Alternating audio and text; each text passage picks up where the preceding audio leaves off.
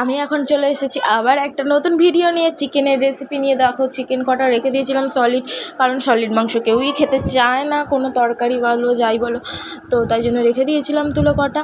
তো এগুলো সেদ্ধ করে নিচ্ছি, এখন সেদ্ধ করে নিয়েছি। সেদ্ধ করে নিয়ে এখানে পেঁয়াজ আর লঙ্কা কুচি করে নিয়েছি, ব্রেড এনেছি, ব্রেডটা দিই। এবার ব্রেডের সাইডগুলো কেটে নিতে হবে।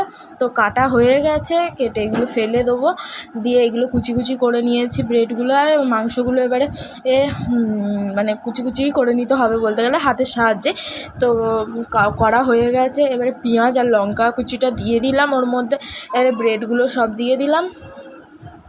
তো ব্রেডগুলো দিয়ে মানে নিজের মতন এটা রেসিপি বানাচ্ছি। আর আদা রসুন বাটা দিয়ে দিলাম। এবারে আমি দিচ্ছি নুন পরিমাণ মতন, যে যেমন নুন খাই সেরকম পরিমাণ মতন, যতটা পরিমাণ হচ্ছে জিনিসটা সেই পরিমাণে নুন দিতে হবে।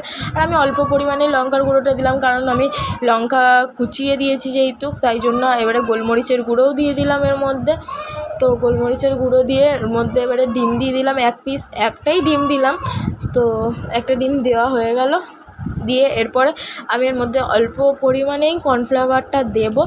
তো আমি একটু আগে মানে একটু মেখে নিচ্ছি, তো জিনিসটা আগে একটু মেখে নিচ্ছি ভালো করে, দিয়ে আমি এর ওপরে একটু কর্নফ্লাওয়ারটা দিয়ে দেবো।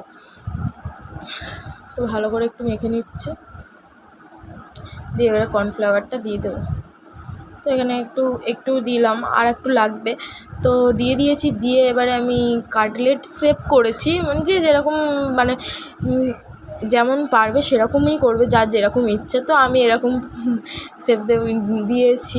তো দিয়ে এবারে কড়াই দিয়ে দিলাম, এরকম লালচে লালচে করে হবে, তারপর তুলবে। তো এখানে ফাইনালি হয়ে গেছে, সব কটাই আমি রেডি করে নিয়েছি, দিয়ে তোমাদেরকে দেখিয়েও দিলাম, দিয়ে তোমাদের দাদাভাইকে দিয়েছি। তো বললাম কেমন হয়েছে, বলছে খুব ভালোই লাগছে। আমিও একটু খেয়ে দেখলাম তাই জন্য, তো খুবই ভালো।